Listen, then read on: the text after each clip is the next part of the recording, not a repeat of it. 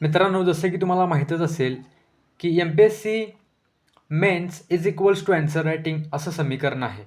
Okay. आणि या समीकरणामुळे तुम्ही देखील जर का या समस्यांनी त्रस्त असाल की मला आन्सर लिहायचं आहे पण लिहिता येत नाही आहे, मला पटपट उत्तरे सुचत नाहीत, कळत नाही की सुरुवात कशी करावी, जर हे प्रश्न तुम्हाला त्रस्त करत असतील तर हा व्हिडिओ शेवटपर्यंत बघा. व्हिडिओ शॉर्ट असेल पण तुम्हाला खूप जास्त फायदा होऊन जाईल की तुम्हाला समजून जाईल की आन्सर लिहित असताना नेमकं कशा पद्धतीने विचार केला तर माझे जास्तीत जास्त पॉईंट जनरेट होतील. ओके. तर प्रश्नामध्ये काय म्हटले, हा आपण प्रश्न UPSCचा आहे. ओके. UPSCमध्ये विचारलेला प्रश्न आहे.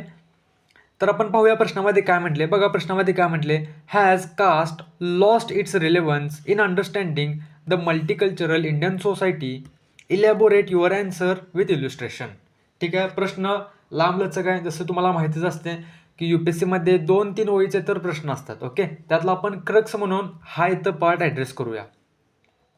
काय म्हटले बघा, has caste lost its relevance, जातीची प्रासंगिकता समाप्त झालेली आहे का.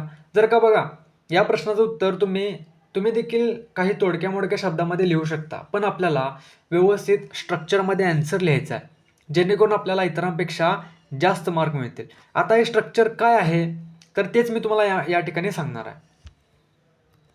सुरुवात करण्याआधी बघा प्रश्नाचं स्ट्रक्चर कसं असेल की आपल्याला बघा प्रश्नाची डिमांड काय आहे. एक तर आपल्याला हा मुद्दा ॲड्रेस करावा लागेल की होय, जातीची प्रासंगिकता समाप्त झालेली आहे, माझ्या पक्षात आपल्याला मत लिहावं लागेल. आणि दुसरी डिमांड प्रश्नाची काय आहे की नाही, जातीची प्रासंगिकता समाप्त झालेली नाही आहे आणि याच्या पक्षात मत आपल्याला लिहावं लागेल. ठीक आहे. ओव्हरऑल प्रश्नाची डिमांड ही आहे. बघा व्यवस्थित स्ट्रक्चरमध्ये कसा विचार करता येईल हे मी तुम्हाला या ठिकाणी सांगणार आहे.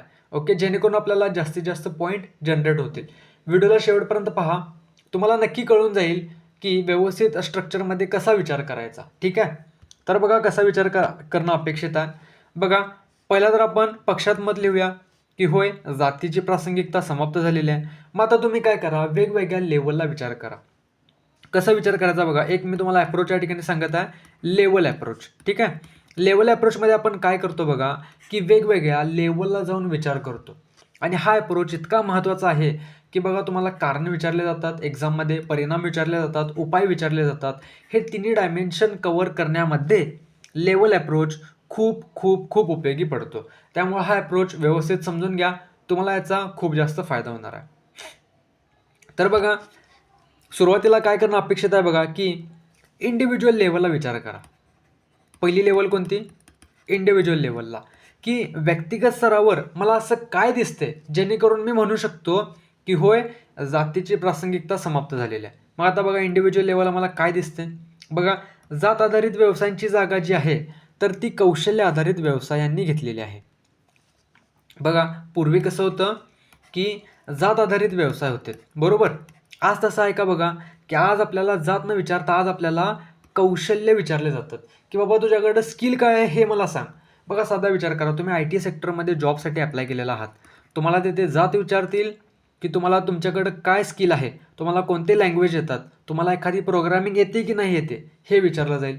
ठीक आहे. म्हणजेच काय बघा की या विधानातून मी असं म्हणू शकतो की होय, जातीची प्रासंगिकता समाप्त होत आहे. लक्षात येते. सिंपल आपण पॉईंट बनवलेला आहे. दुसरं बघा, आता आपण इंडिव्हिज्युअल लेवलला विचार केला, यानंतर फॅमिली लेवलला विचार करा की मला कौटुंबिक स्तरावर असं काय दिसते जेणेकरून मी म्हणू शकतो की होय, जातीची प्रासंगिकता समाप्त होत आहे. मग आता बघा आंतरजातीय विवाह वाढत आहेत. जसे की बघा नॅशनल फॅमिली हेल्थ सर्व्हेनुसार 5.8% विवाह जे आहेत हे विवाह आंतरजातीय विवाह होत आहेत. यावरून मी काय म्हणतो, पूर्वी कसं व्हायचं की विशिष्ट जातीतील मुलाचा विवाह विशिष्ट जातीतील मुलीशीच होत होता. आता तसं होतंय का, नाही. आता बघा विवाहाच्या वेगवेगळ्या कन्सेप्ट उदयास येत आहेत. ठीक आहे. लिव्ह इन सारख्या संकल्पना उदयास येत आहेत, प्रेमविवाह वाढत आहेत. ओके. आंतरजातीय विवाह देखील वाढत आहेत. यातून आपल्याला काय दिसतंय की जातीची प्रासंगिकता समाप्त होत आहे. त्यानंतर बघा आपण इंडिव्हिज्युअल लेवलला विचार केला, फॅमिली लेवलला विचार केला, आता कम्युनिटी लेवलला विचार करा. ठीक आहे. कम्युनिटी लेवलला विचार करा. बघा कम्युनिटी लेवलला आपण काय म्हणू शकतो की आरक्षणामुळे खालच्या जातीतील व्यक्तींना देखील सामाजिक गतिशीलतेच्या, याला आपण इंग्रजीमध्ये म्हणतो सोशल मोबिलिटी. ओके. सामाजिक गतिशीलतेच्या संधी मिळत आहेत. जसं की बघा आपण पाहतो बघा की एखाद्या आता मतदान म्हणजे निवडणुकीचं वातावरण आहे. आपण पाहतो की एखादा मतदारसंघ रिझर्व्ह केला जातो. ओके, एस-सींसाठी एस-टींसाठी रिझर्व्ह केला जातो. ओके, मग यातून बघा केवळ एस-सी आणि एस-टीच उमेदवारच निवडून येतात. बरोबर आहे का? असं सेम बघा की आपण एम-पी-एस-सी, यू-पी-एस-सीची तयारी करता, यामध्ये देखील निम्न जातीतील लोकांना आरक्षण दिलं जातं. ओके, यामुळं बघा एखादा व्यक्ती एस-सी, एस-टी होता, तो आय-एस, आय-पी-एस देखील बनणं त्यासाठी इझी बनत आहे. त्यासाठी डेप्युटी कलेक्टर, डी-वाय-एस-पी बनणं इझी बनत आहे. ओके, का? आरक्षण आहे. ओके, म्हणजेच काय बघा की यामुळं आपण असं म्हणू शकतो की जातीची प्रासंगिकता जी आहे तर ती काय होत आहे? समाप्त होत आहे. आंतरजातीय सलोखा वाढत आहे. ओके, पूर्वी जात आधारित काय होत होते की अनेक दंगली होत होत्या, आता त्याचं प्रमाण कमी होत आहे.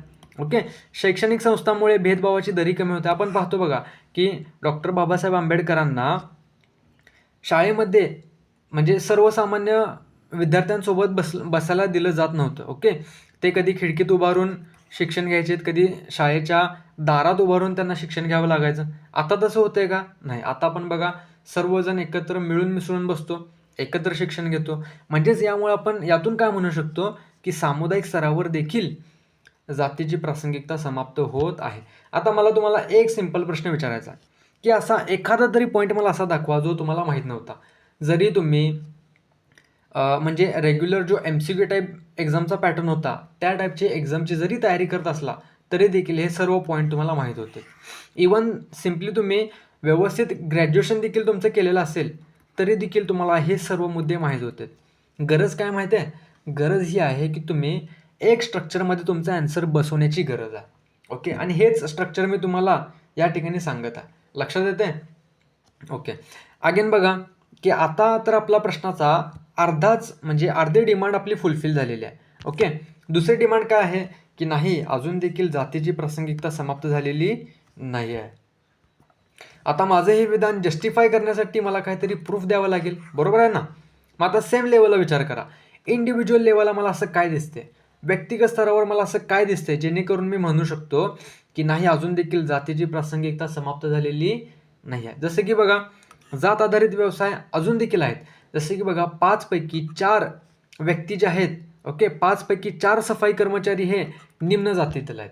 ओके, म्हणजेच काय बघा अजून देखील जात आधारित व्यवसाय एक्झिस्ट करतात. ओके, म्हणून मी काय म्हणतो की अजून देखील जातीची प्रासंगिकता समाप्त झालेली नाही आहे. ठीक आहे. त्यानंतर बघा हे अगेन व्यक्तिगत स्तरावर झाले, हे फॅमिली लेवलला आहे. ठीक आहे.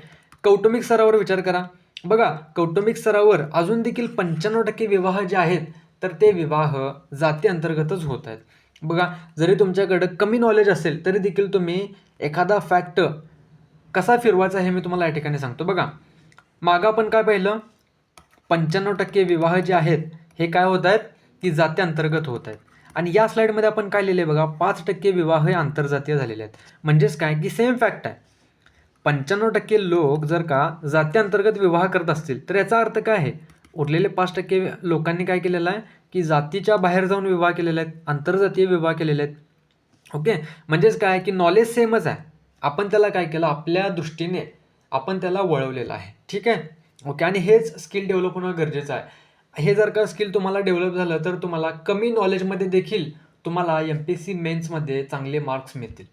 ओके, तर चला आपण परत आपल्या मुद्द्याकडे येऊया. आपण पाहत होतो फॅमिली लेवलला. ठीक आहे. अजून देखील काय होत आहेत की 95% विवाह जे आहेत तर ते जाती अंतर्गत होत आहेत. त्यानंतर बघा कम्युनिटी लेवलला विचार करा. कम्युनिटी लेवलला मला असं काय दिसते जेणेकरून मी म्हणतो की जातीची प्रासंगिकता अजून देखील आहे. जसं की बघा जात आधारित राजकारण होत आहे. जसं की बघा तो आपण पाहतो की एखाद्या मतदारसंघामध्ये जर का एखाद्या जातीची लोकसंख्या जास्त असेल तर राजकीय पक्ष देखील काय करतात की त्याच जातीतील उमेदवाराला उमेदवारी दिली जाते. यातून काय दिसतंय मला, अजून देखील जातींची प्रासंगिकता अबाधित आहे, जातीची प्रासंगिकता समाप्त झालेली नाही आहे. ठीक आहे. त्यानंतर बघा आंतरजातीय वैरभाव. ओके, म्हणजे वेगवेगळ्या जात्यांतर्गत आपण दंगली होताना पाहतो. ओके, जात्यांतर्गत कलह होत असताना आपल्याला दिसतात. म्हणजेच काय बघा की आपण काय केलं सिम्पली, आता या स्लाईडवरील देखील बघा सर्व मुद्दे तुम्हाला माहीत होते. हे फॅक्ट माहीत नसेल मी ॲक्सेप्ट करतो, पण बघा ओव्हरऑल हे तरी मुद्दे तुम्हाला माहीतच होते. ओके, म्हणजेच मला सांगायचं काय बघा की गरज काय आहे की एका स्ट्रक्चरमध्ये व्यवस्थित विचार करण्याची गरज आहे. ओके, आणि हेच स्ट्रक्चर मी तुम्हाला समजावून सांगण्यासाठी बघा की आपल्या यूट्यूब चॅनलवर वेगवेगळे अप्रोचेस मी तुम्हाला टीच केलेले आहेत. त्यामध्ये बघा सिलॅबस पॉईंट अप्रोच आहे. ओके, जे आपल्या यूट्यूबवर फ्री ऑफ कॉस्ट अवेलेबल आहे, ते तुम्ही अप्रोचेस पाहून घेतलात ना तर आन्सर रायटिंग करणं तुमच्यासाठी खूप इझी बनून जाईल. ओके, सिलॅबस पॉईंट अप्रोच आहे, लेवल अप्रोच आहे, ओके, कंपोनंट अप्रोच आहे, त्यानंतर टाईमलाईन अप्रोच आहे. Okay, timeline approach. ओके, त्यानंतर बघा 3PI अप्रोच आहे. आणि ओव्हरऑल बघा हे अप्रोच शिकून घेतल्यानंतर आपल्याला जर का UPSC सारखे आन्सर लिहायचे असतील तर आपल्याला या सर्व अप्रोचेसचं इंटरमिक्सिंग करणं खूप गरजेचं आहे. आणि यासाठीच बघा आपण एक कोर्स लॉन्च करत आहे ज्याचं नाव आहे ॲडव्हान्स आन्सर रायटिंग कोर्स. या कोर्समध्ये तुम्हाला काय मिळेल बघा की आर्ट अँड कल्चरपासून एथिक्सच्या केस स्टडीपर्यंत आपण सर्व जे सब्जेक्ट आहेत तर त्यांचं काय करणार आहे, सब्जेक्ट वाईज UPSCच्या PYQचा आधार घेऊन आन्सर रायटिंग टीच करणार आहे मी तुम्हाला. ओके, मग यामध्ये सेम की मी तुम्हाला कशा पद्धतीने विचार करू शकता हे मी तुम्हाला टीच करणार आहे. ओके, त्यामध्ये बघा हाऊ टू राईट इंट्रोडक्शन, की चांगल्या पद्धतीनं आपल्याला इंट्रोडक्शन कसा लिहिता येईल, प्रेझेंटेशन कसं करता येईल. ओके, हे मी तुम्हाला आज अप्रोचेस सांगितलेले आहेत. ओके, आज मी तुम्हाला लेवल अप्रोच सांगितलेला आहे आणि बाकीचे अप्रोचेस जे आहेत तर ते ऑलरेडी आपल्या यूट्यूब चॅनलवर अवेलेबल आहेत. ते पाहण्यासाठी तुम्ही simply answer writing by Manzil ICS असं सर्च करा, तुम्हाला ते व्हिडिओ मिळून जातील. त्यानंतर बघा how to attempt unknown question, एखादा प्रश्न मला माहीतच नाही आहे तो देखील कसा अटेम्प्ट करायचा हे देखील मी त्या सेशनमध्ये टीच करणार आहे. त्यानंतर बघा GS4साठी काही स्ट्रक्चर मी ऑलरेडी बनवलेले आहेत, तर त्या स्ट्रक्चरमध्ये तुम्ही ॲन्सर पुटअप केलात ना तर एथिक्सच्या केस स्टडी देखील लिहिणं हे तुमच्यासाठी खूप इझी बनवून जाईल. ओके, जर हा ॲडव्हान्स आन्सर रायटिंग कोर्स तुम्ही कंप्लीट केल्यानंतर तुमचं आन्सर रायटिंग कोणत्या लेवलचं बनेल हे जर का तुम्हाला पाहायचं असेल तर खाली मी कमेंट बॉक्समध्ये देखील लिंक देत आहे. ओके, आणि खाली डिस्क्रिप्शन बॉक्समध्ये देखील एका व्हिडिओची लिंक देत आहे, ती देखील तुम्ही पाहून घ्या जेणेकरून तुम्हाला अंदाज येईल की हा आन्सर रायटिंगचा कोर्स तुम्ही कंप्लीट केलात तर तुम्ही कोणत्या लेवलपर्यंत पोहोचू शकता. ठीक आहे, या कोर्सची फी 1499 रुपये आहे. लॉन्च ऑफर म्हणून हा कोर्स आपण 999 रुपयाला लॉन्च करत आहे. जर का तुम्ही यासाठी इंटरेस्टेड असाल तर करायचं काय आहे बघा की सिम्पली प्लेस्टोरवर जाऊन मंजिल ICS हे ॲप डाउनलोड करा. ओके, मंजिल ICS हे ॲप डाउनलोड करा. लॉग इन केल्यानंतर तुम्हाला सुरुवातीलाच advance answer writing course, okay, advance answer writing course दिसेल. या कोर्सवर जाऊन तुम्ही यावर क्लिक करून हा कोर्स तुम्ही परचेस करू शकता. या संदर्भात जर का बघा तुम्हाला काही डाऊट वगैरे असेल तर तुम्ही या नंबरवर संपर्क करून विचारू शकता. ठीक आहे, ओके. आणि बघा या कोर्सची व्हॅलिडिटी जी आहे तर ती 2026 MPSCची मेन्स होईपर्यंत असेल. ठीक आहे, MPSC 2026ची मेन्स होईपर्यंत असेल.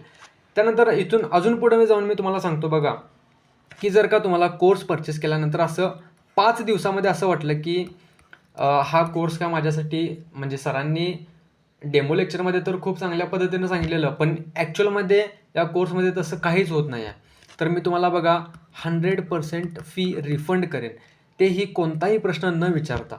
ओके, आज बघा या स्पर्धेच्या युगामध्ये कोणीही तुम्हाला रिफंडची गॅरंटी देत नाही, पण मी यूट्यूबसारख्या पब्लिक प्लॅटफॉर्मवर स्पष्टपणे सांगत आहे की कोर्स परचेस केल्यानंतर तुम्ही मला 5 दिवसामध्ये असा मेसेज केला की सर मला तुमचा कोर्स नाही आवडला, तर मी तुम्हाला कोणताही प्रश्न न विचारता तुमचे 100% पैसे रिफंड करेन.